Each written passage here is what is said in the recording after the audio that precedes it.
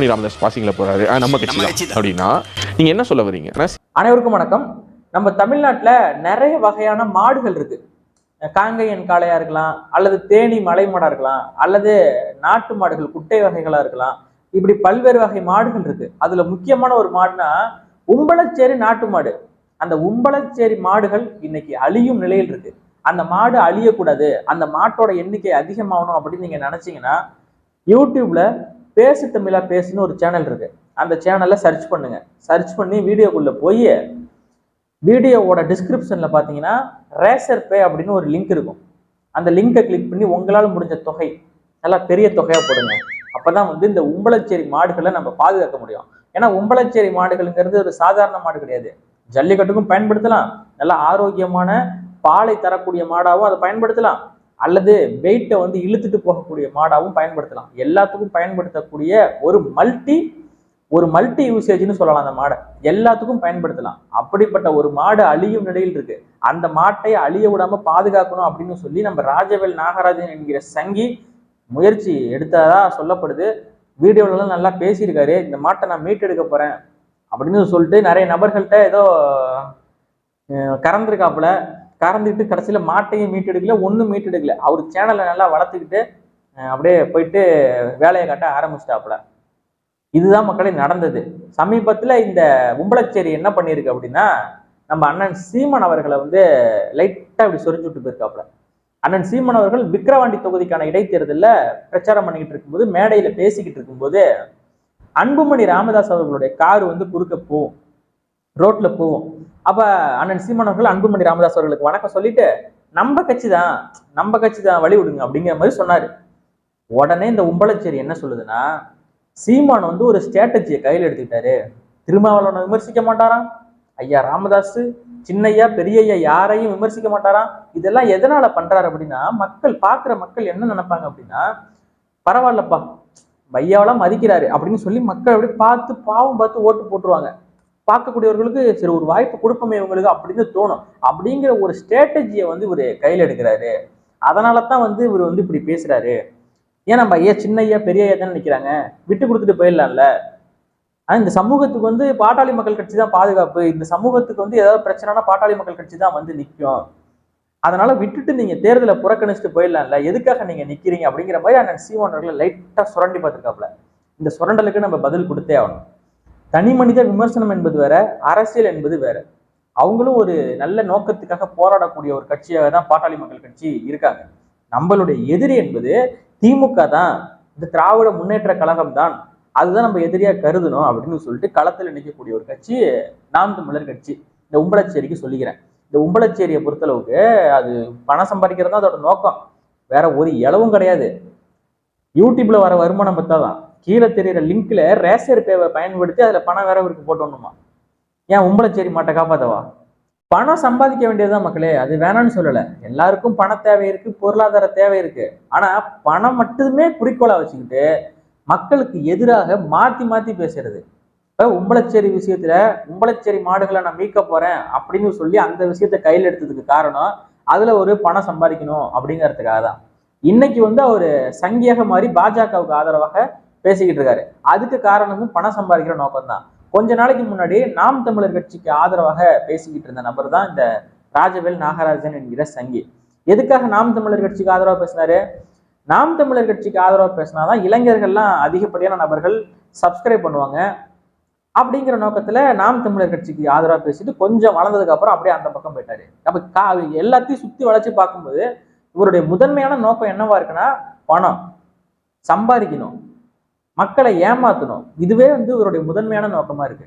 கொஞ்ச நாளைக்கு முன்னாடி இந்த ஸ்டிங் ஆபரேஷன் சொல்லிட்டு மதன் ரவிச்சந்திரன் வெளியிட்ட காணொலியில பார்த்தோம். அந்த ராஜவேல் நாகராஜன் நல்லா அப்படி உட்கார்ந்துக்கிட்டு நல்லா உம்பளச்சேரி மாடு மாதிரி ஒரு பாட்டில வாங்கி, சாராய பாட்டில வாங்கி அப்படியே வைக்கிறதா இருக்கட்டும், பணத்தை அப்படி எண்ணி அப்படியே இடுப்பு உள்ள சொருவறதா இருக்கட்டும், இதெல்லாம் பார்த்துக்கிட்டு தானே இருக்கும். எதுவும் தெரியாது, ஒன்றும் இல்லை. அப்போ மக்களுக்கு எதிராக பேசுவதற்கு இவர்கள் காசு விலை போயிருக்க மாட்டாங்கிறது என்ன நிச்சயம்?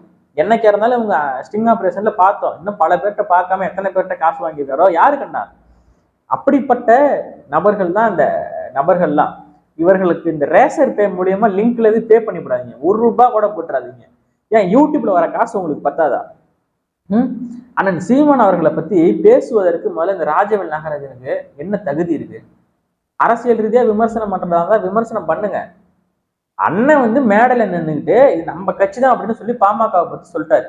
பாமகங்கிறது நல்ல நோக்கத்துக்காக போராடுற கட்சி தான். ஆனா அது யாரு கூட கூட்டணியில இருக்கு? பாஜக கூட, இந்த பாசிச கட்சிகளோட கூட்டணியில இருக்கு.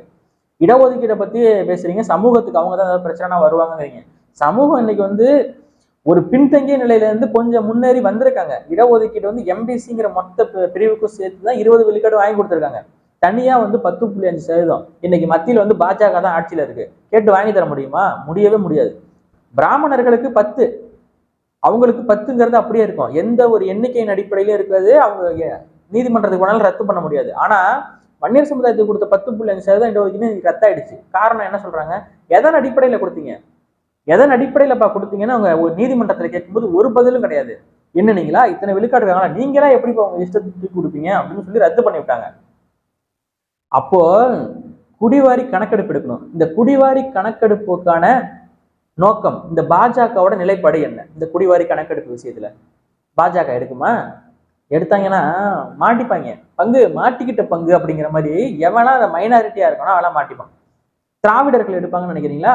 அவங்களும் எடுக்க மாட்டாங்க. ஏன்னா குடி அடையாளத்தின் அடிப்படையில தான் எவன் தமிழன், எவன் தெலுங்கு, எவன் கன்னடம், எவன் மலையாளின்னு கண்டுபிடிக்க முடியும். இவங்க இந்த நாயுடுஸ், நாயக்கர், ரெட்டியார் எல்லாம் இருக்காங்க, மைனாரிட்டியா இருப்பாங்க. ஆனா சட்டமன்றத்துல பார்த்தீங்கன்னா மெஜாரிட்டியா இருப்பாங்க. இதெல்லாம் இருக்கு, இவ்வளவு பிரச்சனைகள் இருக்கு. இதை பத்தியெல்லாம் நாங்க பேசுனதுனாலதான் மக்களுக்கு விழிப்புணர்வு வந்தது. வன்னியர் சமூகத்துக்கு நாங்க தான் பாதுகாப்பு. அப்ப மற்ற சமூகத்துக்குலாம் யாருப்பா பாதுகாப்பு?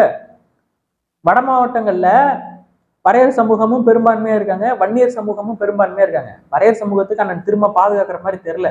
ஏன்னா வேங்கவேல் பிரச்சனையிலே நம்ம பார்த்துட்டோம். எல்லா சமுதாயத்துக்காகவும் நிக்கிறவங்க தான் தலைவர். இந்த சமூகத்துக்கு நாங்க தான் பாதுகாப்பு. ஈரோடு கிழக்குல நாங்க போட்டி போட மாட்டோம், ஆனா விக்கிரவாண்டியில மட்டும் நாங்க போட்டி போடுவோம். அப்படின்னா இவர்கள் மக்களுக்கான தலைவர் கிடையாது, சாதிக்கான தலைவர்கள். இப்ப சொல்லுங்க உம்பளச்சேரியார் அவர்களே, மாற்றம் வேண்டும் அப்படின்னு நினைக்கக்கூடிய ஒரு நபர்களுக்கு மாற்றாக ஒரு கட்சி இருக்கணும் அப்படிங்கிறதுதான் நாம் தமிழர் கட்சியோட நோக்கம். ஏற்கனவே காலங்காலமா திமுகவுக்கு ஓட்டு போட்டு பார்த்தாச்சு. இஸ்லாமிய கிறிஸ்தவர்கள் இருக்காங்க, அவங்க மாற்றம் வேணும் அப்படின்னு சொல்லி பாமகவுக்கு ஓட்டு போட முடியாது. ஏன்னா அவங்க பாஜக கூட கூட்டணியில இருக்காங்க. குஜராத்ல இஸ்லாமிய மக்கள் படுகொலை செஞ்ச இந்த பாஜகவோட கூட்டணியில் இருக்காங்க. அதனால ஒரு இஸ்லாமியர் கூட பாமகவுக்கு இந்த மாதிரி ஓட்டு போட மாட்டாங்க, கிறிஸ்தவர்களும் போட மாட்டாங்க.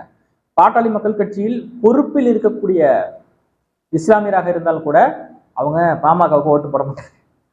ஒண்ணு இஸ்லாமிய கிறிஸ்தவ மக்கள் எல்லாம் இந்த முறை சரி போட்டது போட்டுட்டோம், இந்த முறையும் திமுகவுக்கே போட்டுருவோம் அப்படின்னு சொல்லி திமுகவுக்கு போட்டா உண்டு. அப்படி இல்லப்பா மாற்றம் வேணும், சீமான் தனிச்சு நிற்கிறாரு, அவருக்கு ஒரு வாய்ப்பை கொடுப்போம் அப்படின்னு சொல்லிட்டு நாம் தமிழர் கட்சிக்கு போட்டா உண்டு. பாமகவுக்கு போட மாட்டாங்க, போட போறது கிடையாது. ஒரு கிறிஸ்தவர்கள் இஸ்லாமியர்களோட ஓட்டு கூட பாமக என்கிற கட்சிக்கு விழாது. ஆனா இஸ்லாமிய மக்களுக்கு நிறைய நல்லது பண்ணியிருக்காங்க பாட்டாளி மக்கள் கட்சி. ஆனா இப்போ ஓட்டு போட மாட்டாங்க. ஏன்னா அவங்க கூட்டணியில் இருக்கிறது யாரோட? சேரக்கூடாத சேர்க்க சேர்ந்தா அழிஞ்சு போயிடுவப்பா அப்படின்னு சொல்லுவாங்கல்ல, அதுதான் நடந்துகிட்டு இருக்கு. அப்போ மாற்றாக ஒருத்தன் மாற்றம் வேண்டும் என்று ஒருவன் விரும்புகிறான் என்றால் அவனுக்கு மாற்றாக ஒரு கட்சி இருக்கணும். அதுதான் நாம் தமிழர் கட்சி. இல்லைன்னா என்ன பண்ணுவான்? போய் நோட்டாவில் போட்டுட்டு போயிடுவான். அது வீணா போன ஓட்டு. அதனாலதான் நாங்க நாம் தமிழர் கட்சி நிக்கிறோம். உம்பளச்சேரியார் அவர்களே, நீங்க வந்து அதை தெளிவா புரிஞ்சுக்கணும். ஐயா மேல மதிப்பு இருக்குன்னா ஐயாவுக்காக விட்டு கொடுத்துட்டு நீங்க போயிடலாம்ல, எதுக்கு வந்து தேர்தலில் போட்டிடுறீங்க அப்படிலாம் சொல்லி தற்குறித்தனமா பேசாதீங்க. அரசியல் என்பது கருத்து தெரிவிக்கலாம், அரசியல் ரீதியா விமர்சிக்கலாம், விமர்சனமே இல்ல வைக்கக்கூடாது அப்படின்லாம் சொல்ல வரல. நீ அப்படியே ஒரு கருத்து அப்படியே பெரிய லாடு மாதிரி வந்துட்டு பேசக்கூடாது. அதுதான் நமக்கு வந்து வயிற்றுச்சலை ஏற்படுத்துது. பெரிய மயிறு ஒரு ஏமாத்துக்காரன். என்ன இந்த உம்பளச்சேரி மாடு வாங்குறேன்னு சொல்லிட்டு எத்தனை பேர்த்துட்டு ஏமாத்தினேன். இந்த ஸ்டிங் ஆபரேஷன்ல வந்து காசு வாங்கி சொருவுற இப்படி திருட்டு பைய பொறுக்கி பைய தான் இந்த வேலையை பார்த்துக்கிட்டு இருப்பான். இந்த குடிகார பைய இந்த மாதிரி நபர்கள் பண்ணக்கூடிய வேலைகளை நீ பண்ணிட்டு இந்த மாதிரி கருத்து சொன்னா நம்மளும் அதுக்கு ஏற்ற மாதிரி தான் நம்ம பதில் சொல்லி ஆகணும். கொஞ்ச நாளைக்கு முன்னாடி அண்ணன் சீமான் அவர்களுக்கெல்லாம் போடுற ஓட்டு அது செல்லா காசு ஓட்டு, அது ஒண்ணுக்காகாத ஓட்டு. சீமானுக்கு ஓட்டு, அந்த ஓட்டே வேஸ்ட் அப்படிலாம் சொல்லி பேசினேன்.